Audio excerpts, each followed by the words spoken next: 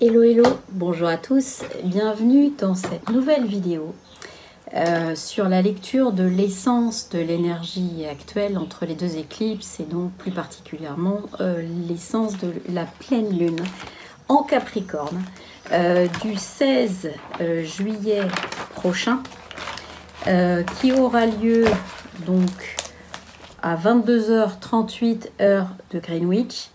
Ce qui nous donne un ascendant à 4 degrés 24 et une pleine lune dans l'axe Cancer-Capricorne à 24 degrés et 4 minutes. Alors, donc déjà, ce qu'on va commencer à dire, c'est qu'on est tous dans une énergie en ce moment qui est une énergie assez particulière, qui est une énergie de tension, une énergie assez compliquée, qui nous demande beaucoup de réflexion, qui nous demande beaucoup de conscience, qui nous demande de nous remettre en cause sur beaucoup de choses. Et on est donc beaucoup challengé. Alors ça, c'est dû d'une part, je pense, aux deux éclipses. En ce moment, on est dans une espèce de tunnel. Il faut bien comprendre que ces éclipses sont issues de cycles et aujourd'hui on est à mi-parcours entre les éclipses qui ont eu lieu en juillet de l'année dernière et celles qui, après le 16 juillet de cette année, vont nous projeter dans les énergies de 2020 qui sont une clôture de cycle pour juillet 2020. Donc on a, je dirais, une espèce de tunnel entre la nouvelle lune en Cancer et sa pleine lune apogée. Hein, on est d'accord que tout n'est pas à disséquer comme on a tendance je dirais, à le penser. On vit tous dans des cycles. Et ben là c'est pareil, hein, chaque pleine lune est ni plus ni moins l'apogée du cycle lunaire qui a démarré à la nouvelle lune. Donc on a ici une apogée qui se situe finalement dans qui est un cycle d'éclipse. Ça veut dire quoi? Ça veut dire que finalement, à mi-parcours, à mi-mandat, entre guillemets, on nous balance dans une espèce de dimension autre dans laquelle on est rentré, et qui consiste à peser, à évaluer ce que l'humanité globalement a fait pour pouvoir mettre en place à partir du 16 juillet des rééquilibrages. Alors évidemment, ça correspond aussi à ce que certains connaissent sous le nom de moratoire de Sananda, qui est ni plus ni moins, il y a 50 ans, une grosse réunion qui a eu lieu et qui, je dirais, a décidé de donner encore 50 ans, un rap de 50 ans à l'humanité pour qu'elle se sorte de l'ornière dans laquelle elle était tombée. Dû au fait de son extrême créativité en matière de guérilla et je dirais en matière de s'infliger et d'infliger à sa propre essence des choses qui sont complètement abruties. Donc évidemment, il y a des raisons à ça. Hein. La dualité, bien évidemment, dans son concept, permet des choses comme ça. Et donc, voilà, c'est ce que dit Sananda. On va vous rajouter, on vous demande à rajouter au conseil stellaire, entre guillemets, 50 ans. Et ça donne, évidemment, juillet. C'est comme l'homme sur la Lune, hein, ça donne juillet 2019. Et juillet 2019, on arrive au moment où finalement, l'humanité doit être quelque part un peu mature et doit avoir eu la possibilité, à la fois individuellement, et collectivement de prendre conscience de ce qu'elle est capable de produire, autant dans le mauvais que dans le bon. J'ai un petit peu peur qu'on ait surtout produit du pas très bon, du moyen, voire du médiocre, et que cette évaluation, je dirais, dans une espèce de dimension autre, génère un rééquilibrage qui soit évidemment un rééquilibrage collectif et qui arrive. On en parlera avec notamment une magnifique pleine lune de septembre qui correspondra à la conjonction de la lune noire et de Neptune.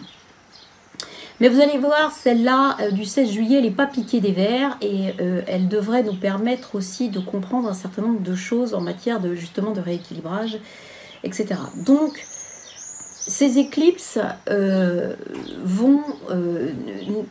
sont actuellement en train de nous emmener dans une espèce de tunnel qui n'est pas notre dimension, je dirais, normale.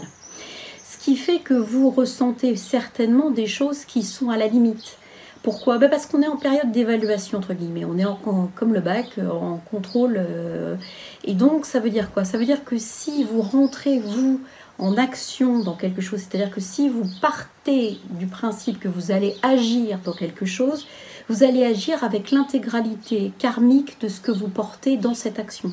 C'est-à-dire que peut-être que vous êtes une âme qui karmiquement avait des accointances historiques. Hein. Je ne suis pas en train de dire que c'est la faute de qui que ce soit, mais que historiquement, dans les parcours qu'on a eus, on a traversé, mais on l'a tous fait en plus, des trucs qui sont contraires à l'esclavage, à la magie noire, à l'exploitation des uns ou des autres, à la pauvreté, à la prostitution. Enfin, de l'autre côté d'ailleurs, hein, c'est pas le débat. Tout ça, c'est-à-dire les conflits qui peuvent avoir été générés entre les gens de par ces thèmes-là, vont immanquablement ressortir du chapeau. Et de façon inopinée. C'est-à-dire que vous pouvez avoir des trucs qui poussent comme des champignons à un moment donné sans que vous compreniez pourquoi. Et bien ce pourquoi, c'est que vous avez initié un début d'action, c'est-à-dire que vous avez mis en marche, vous avez donné l'autorisation énergétique à ce truc-là de se produire, ce truc-là s'est produit, et donc, comme on est en période d'évaluation, il y a toute l'historique qui est venue avec. Donc ça, il faut vraiment comprendre que aujourd'hui, avant de pouvoir surréagir très rapidement à quelque chose, il y a cette notion d'observation qui nous est demandée, c'est-à-dire de conscience de ce qui est en train de se dérouler, finalement, pour voir quelle est la motivation sous-jacente du passé qui a généré ça. C'est un peu compliqué mon histoire, mais si vous faites attention, en fait, vous allez voir qu'on ne vit que finalement dans les choses qu'on a projetées, dans nos propres projections, dans ce qu'on est. Donc quelque part, on ne vit que dans le passé. Donc voir ce qui, même le passé est très immédiat, donc voir ce qui dans ce passé très immédiat a généré chez vous cette situation. D'accord? Alors des fois, il y a des trucs, évidemment, on ne comprend pas parce que ça vient de quelque chose qu'on n'a pas pu générer, je dirais, dans cette vie tout seul, etc. etc. Enfin, c'est un peu compliqué puisque tout remonte de choses qui ne sont pas forcément dans notre conscience pleine et entière. Ça, c'est le truc de la lune noire qui, en plus, en poisson, avec Neptune rétrograde, est en train de permettre la remontée d'un certain nombre de choses avec les éclipses. L'éclipse du 2...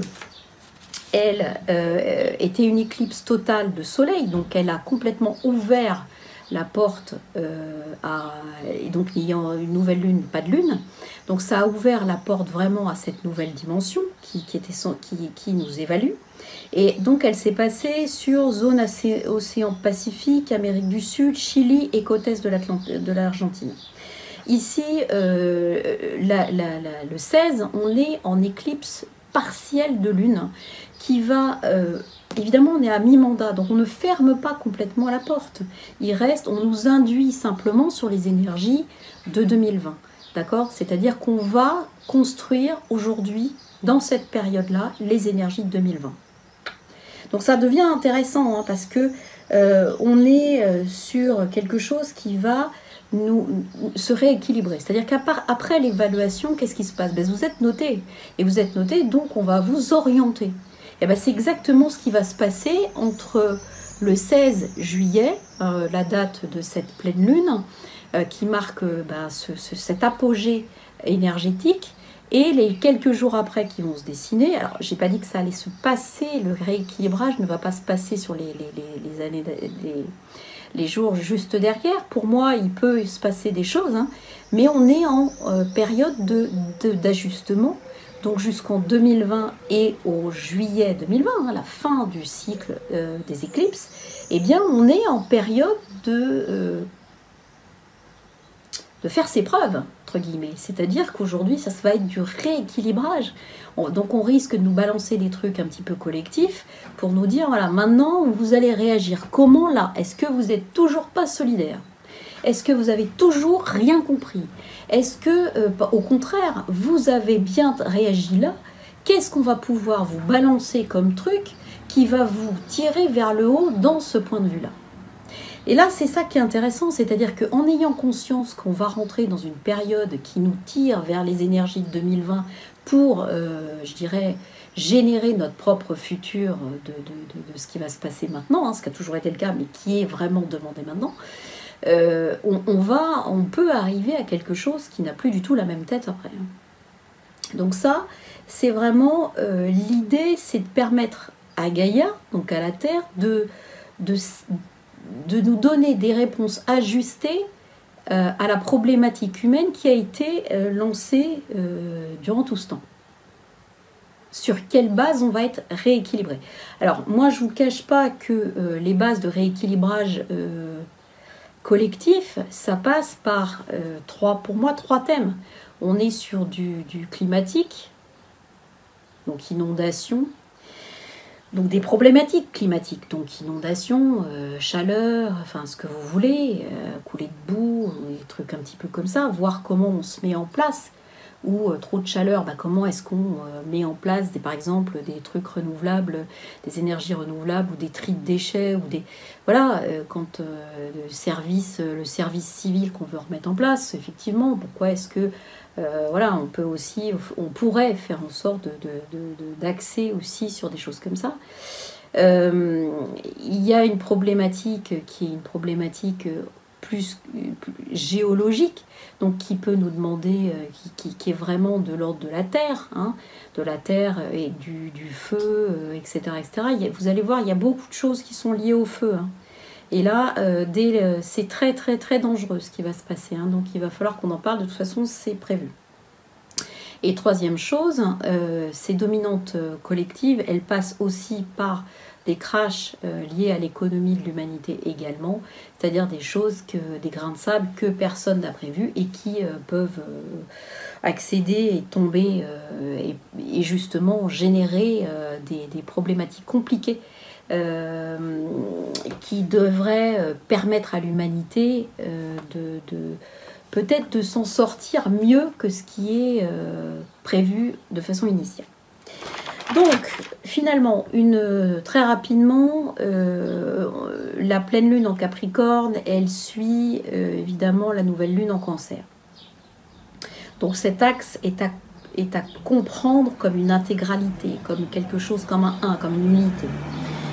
Donc on voit s'agiter les problématiques familiales, les problématiques de foyer, les problématiques de destinée également, hein, avec le Capricorne. Une lune en Capricorne, c'est plutôt une absence d'émotion, c'est des choses un peu bloquées au niveau émotionnel. On n'est pas vraiment spontané, on travaille un petit peu sur le recul. C'est la marque aussi de la politique. On est dans quelque chose de très concret avec une lune en Capricorne. On peut avoir aussi des idées, c'est là où il y a une espèce d'apogée des idées conservatrices. On aime la politique, les responsabilités, les honneurs, les choses comme ça, hein, d'accord ?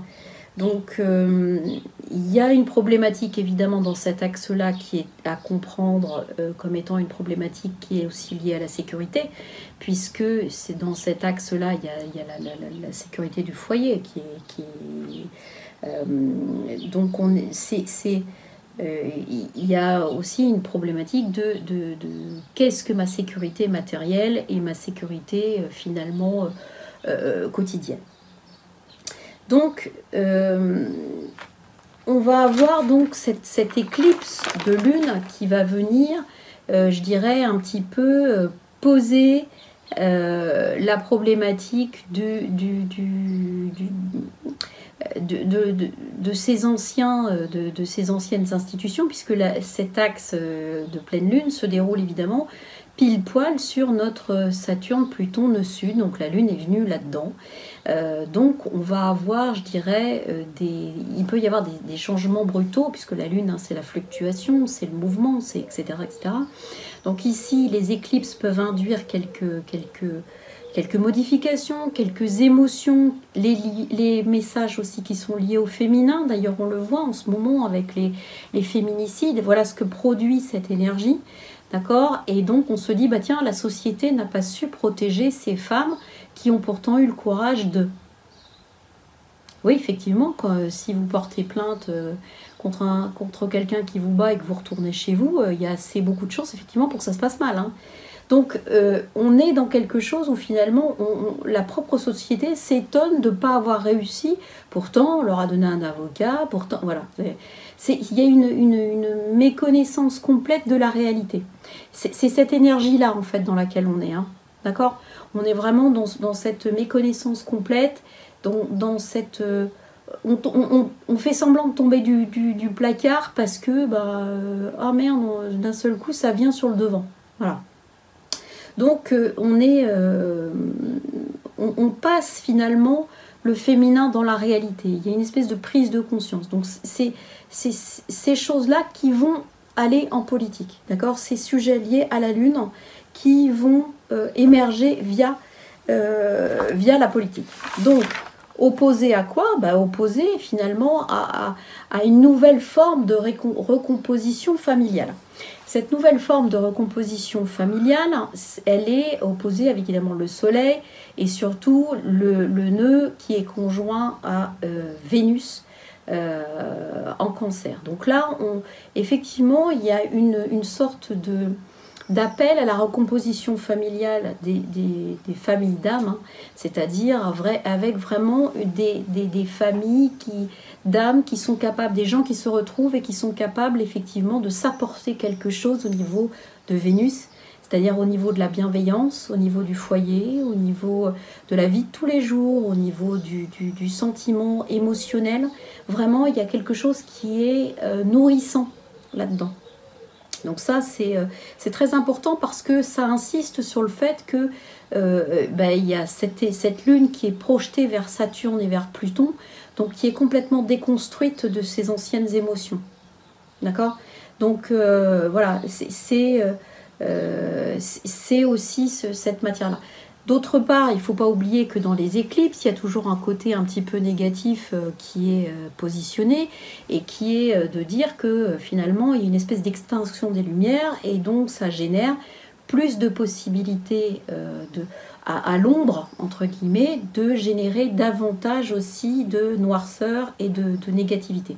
Et cette négativité, évidemment, elle est utilisée via ce corps émotionnel qui est plein de toute l'histoire de l'humanité, de tout un tas de choses qui ont été graves, qui ont été fortes, qui ont été horribles. Voilà, on est là-dedans. Donc, cette pleine lune en Capricorne, donc dans cet axe-là du 24 degrés, j'ai eu envie de regarder les degrés, ce qu'on appelle en astro les degrés sabiens, et de vous les lire simplement pour regarder un petit peu... vu qu'elle est très très forte, comment est-ce que finalement on pourra les ressentir, d'accord? Donc à 24 degrés, Cancer, on a le degré Sabian qui dit « Un cavalier portant un fusil en bandoulière traverse un désert et se dirige vers une oasis. » Ici, donc, on a, d'après ces degrés Sabian, des qualités physiques qui se mettent en place, qui se découvrent, des qualités psychologiques qui sont censées émerger. On a la capacité finalement, donc avec ses conjoints de Nord, hein, de mettre en œuvre des projets nouveaux. D'accord? Et donc, on a des critiques au démarrage qui peuvent derrière, évidemment, se transformer. On a quelque chose qui change de pôle. D'accord? Voilà, on est, et puis il y a cette problématique du cavalier qui s'en va, donc on est un étranger pour sa famille originelle. Ce qui prouve bien, ce qui remet en circuit ce qu'on disait, c'est-à-dire que les familles d'âmes vont être de plus en plus en train de se recentrer sur elles-mêmes, donc ça veut dire que les familles biologiques vont avoir une tendance à se déliter encore plus. Degré Sabian du 24 Capricorne, dans un amphithéâtre, une flèche est tirée par une main invisible. Ici, on nous dit que c'est une notion de discipline et d'entraînement pour améliorer les compétences et les maintenir à un niveau élevé. Et ça, pour moi, c'est intéressant parce que ça revient aussi sur le fait qu'on dit que pour maintenir ce niveau de conscience, d'observation de ce que est notre présent et de comprendre un petit peu quelles projections nous avons générées dans notre présent pour pouvoir changer l'avenir, ça demande une discipline.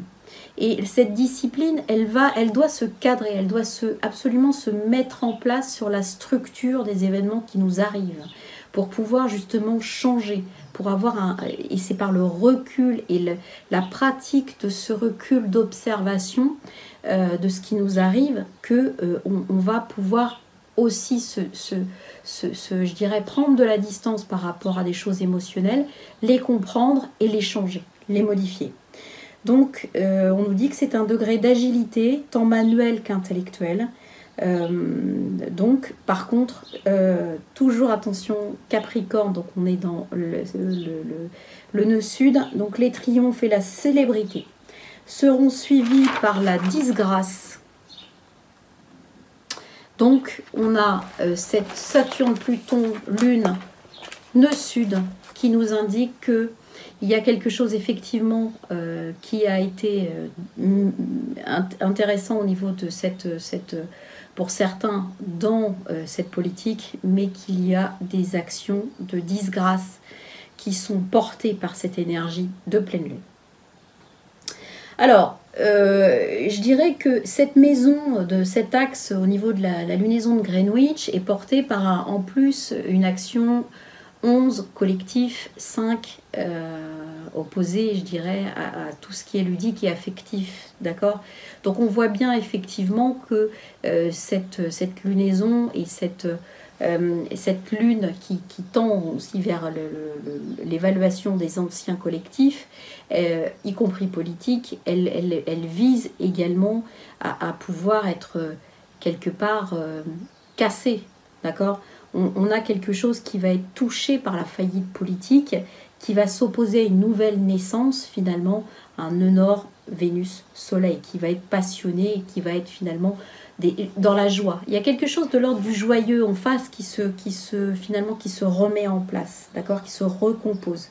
De nouvelles âmes s'éveillent, il y a une interaction forte et volontaire avec l'environnement, mais il y a une solidarité qui se met en place et qui permet d'aller, je dirais, de l'avant et pas se laisser envahir justement par les émotions qui restent coincées de l'autre côté.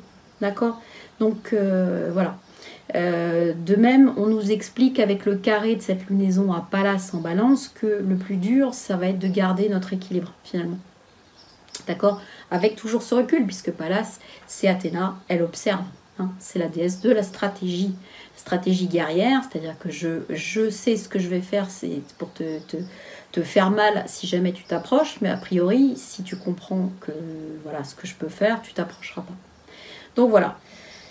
Autre aspect que j'aimerais beaucoup discuter, c'est un aspect très fort de cette lunaison, c'est presque le principal s'il n'y avait pas eu ces éclipses qui étaient générées là-dessus, c'est notre conjonction Mars-Mercure carré Uranus. Alors ça, Mercure est rétrograde depuis aujourd'hui, alors ça fait un moment qu'on le sent qu'il est en phase de stationnement. Phase de stationnement qui indique c'est quoi un Mercure rétrograde, ben, on en parle à chaque fois hein, du Mercure rétrograde parce que Mercure il gère les transports, il gère la communication, il gère l'informatique, il gère la bonne compréhension des choses, c'est le mental, etc. Donc un Mercure rétrograde, ça veut dire que c'est des malentendus dans la compréhension des choses, dans la communication, vis-à-vis des choses ou de quelqu'un. Surtout, on ne signe rien. Hein. Bien évidemment, l'écrit n'est pas valorisé dans ce cadre-là. On a beaucoup de problèmes qui sont liés au transport, des bouchons, des problèmes de train, des problèmes d'avion, des problèmes de bouchons, enfin je l'ai déjà dit, etc. etc. Problématique au niveau du commerce aussi. Mercure, c'est aussi le commerce, d'accord? Donc, Mercure rétrograde en Lion, bah là, il y a un problème d'ego, il y a un problème d'image, il y a un problème qui est lié aussi au feu, notamment avec cette conjonction à Mars. Là, il y a vraiment quelque chose qui est très très très intense, qui n'a pas de conscience puisque Mercure est rétrograde, donc le mental n'intervient pas, donc on va avoir des actions qui vont être complètement débiles, qui vont être complètement précipitées, qui vont pas être réfléchies, qui vont être pour des causes d'ego absolument dramatiques, qui vont être sur un point tout à fait vraiment pas chouette. Et le pire de l'histoire, c'est ce carré à Uranus en taureau. Alors, Mars carré Uranus, c'est des opérations, ça peut être des problématiques, je dirais, cardiaques. Hein. Le lion, c'est le cœur, donc on a des problématiques cardiaques, on a des problématiques veineuses, avec le taureau, hein, des phlébites, des thromboses, des machins, des trucs, la circulation du sang. Attention, ça peut être aussi des hémorragies. On a beaucoup un problème avec l'électricité. Ne vous approchez pas de choses électriques. Ça, vraiment, là, c'est un aspect qui est hyper dangereux. Mais hyper dangereux. Donc, moi, j'aimerais dire que je ne veux voir personne bidouiller dans les installations électriques jusqu'à ce que Mercure soit reparti largement. Alors Mercure, il est rétrograde, il repart le 2-8 et il sera revenu en Cancer. Donc ça veut dire qu'il va encore stationner à un moment et repasser carré à Uranus à un moment donné. Enfin, faites attention, bidouillez pas l'électricité chez vous, etc. Il y a des problématiques aussi avec la foule. Avec la lune qui est mal aspectée, etc. Donc, il y a une problématique de chaleur. On a vu qu'avec la lune noire, il y avait une problématique d'eau. Et là, on a un Neptune qui est quand même rétrograde depuis le 26 juin. Donc, qui est carré à Jupiter, qui est également rétrograde. Donc là, on a potentiellement des erreurs qui peuvent être commises, qui sont des grosses erreurs liées à des médecins, des traitements médicaments, à des choses comme ça. Mais on peut aussi avoir des choses qui sont volontairement cachées de la part d'un système légal ou pas, en tout cas d'une autorité. Donc on peut avoir diverses choses, des maladies aussi, des choses très contagieuses qui peuvent se propager. Donc surtout là on est dans je dirais jusqu'à la mi-août, on est dans un truc où il y a une grosse problématique feu électricité. D'accord ? Ça, retenez bien ça parce que c'est quelque chose que je pense on devrait voir apparaître régulièrement et malheureusement c'est cette conjonction Mars-Mercure qui est très intense. Alors pour vous donner un petit truc, je me suis posé la question de Uranus qui était donc en 1936 quand on a eu ce carré, en fait on était exactement carré de Mars et Uranus, c'était juin 1936 et donc c'est à partir de ce moment-là qu'on a eu évidemment, vous savez tous, le Front populaire et les luttes sociales, d'accord, les luttes sociales, etc.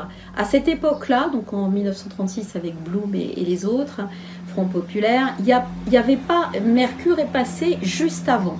Donc même en 1936, cette conjonction Mercure rétrograde conjoint Mars en Lion, carré Uranus en Taureau, on ne l'a pas eu. D'accord ? Pourtant, alors, ça a donné lieu à quelque chose, un progrès social. On est d'accord ?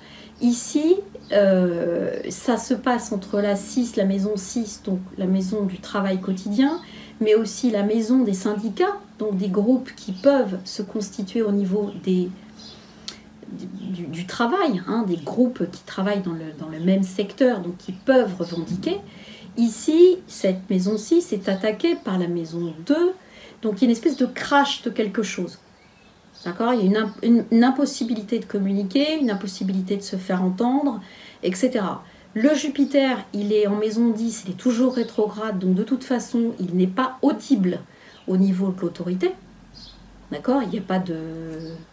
Il n'y a pas ça. Et la lune noire est sur l'ascendant de cette pleine lune, c'est-à-dire qu'elle va faire remonter, je dirais, tout un tas de choses qui sont un petit peu compliquées, puisque on est sur la part sombre, d'accord, avec cette lune noire. C'est toujours on est toujours face à son propre manque, à sa part, son côté obscur.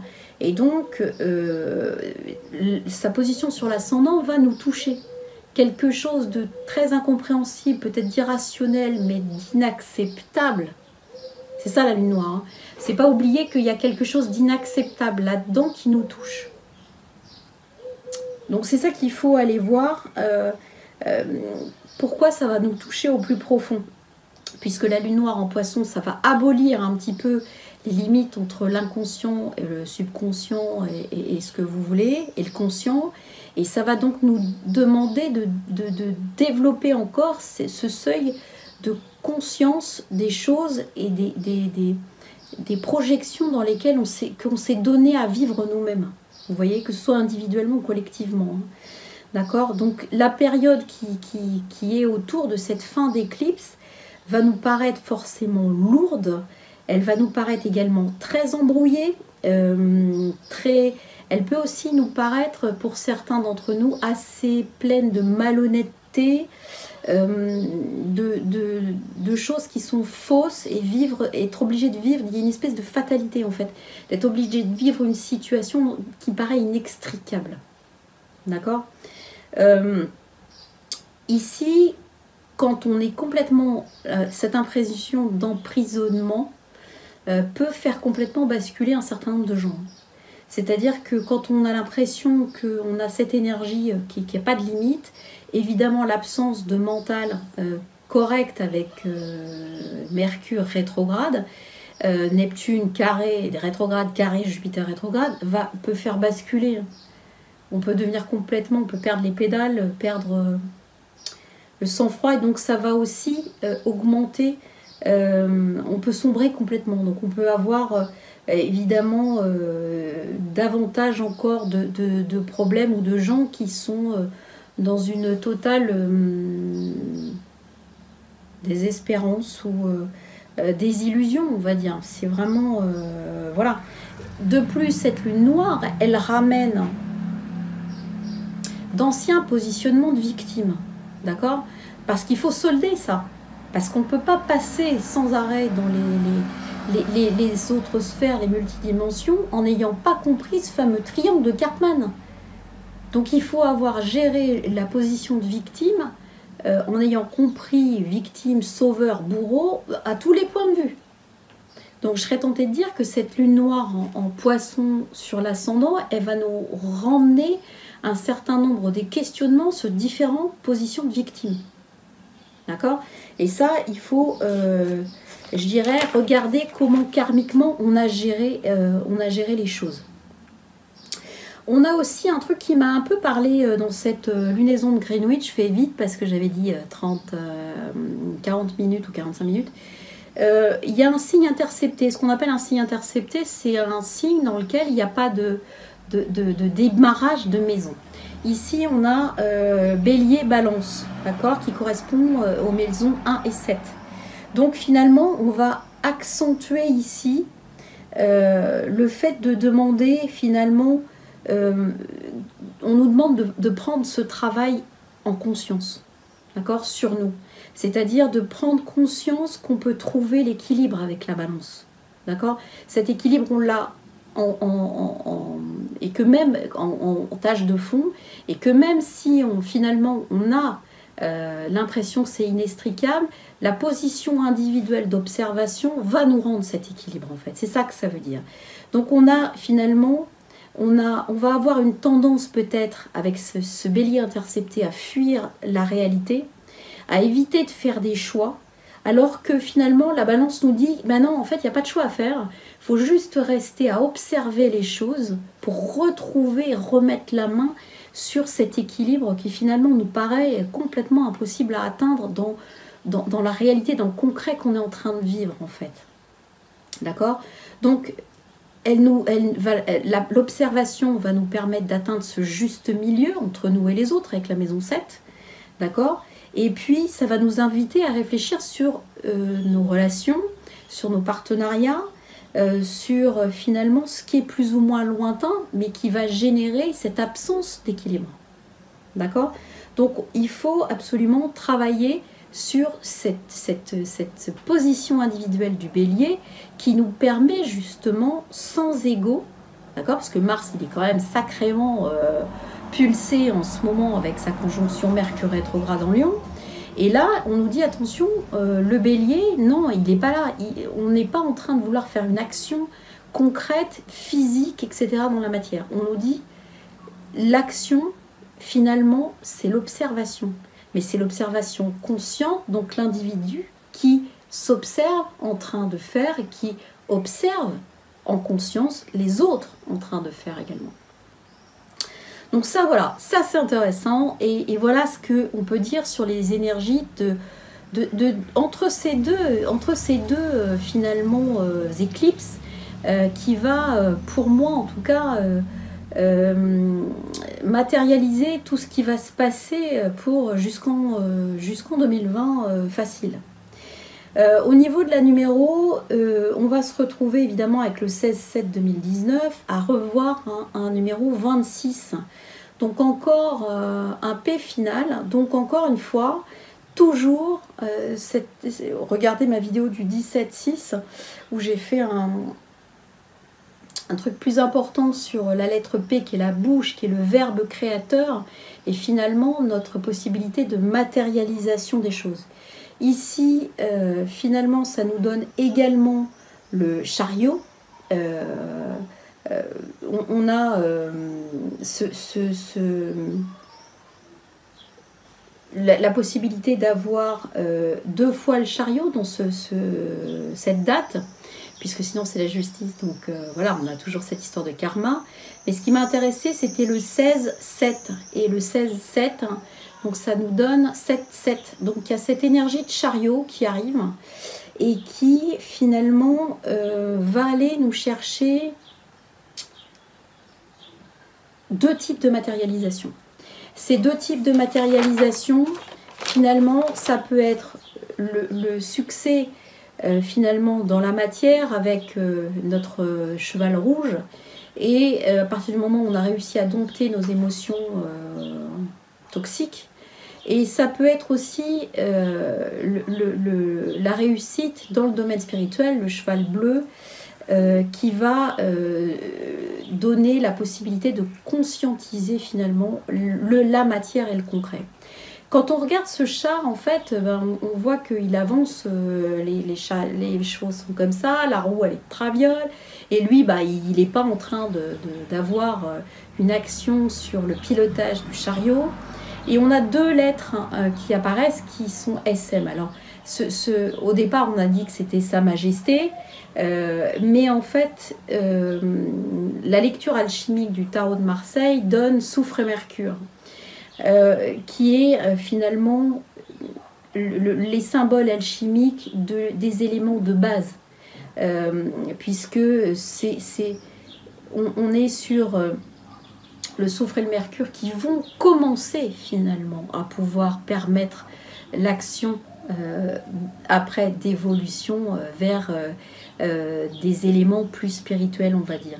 Donc on est sur quelque chose qui va nous montrer que on est sur la fin d'un cycle matériel et que maintenant on va nous demander de fusionner ce qui a été fusionné en spirituel, etc. et d'atteindre réellement un nouveau cycle, c'est-à-dire soit on va rester dans quelque chose de matériellement pas acceptable, soit on va pouvoir monter dans l'observation et la fusion de notre concret, et donc ça va se manifester par le P, c'est-à-dire une matérialisation en conscience de ce qu'on est.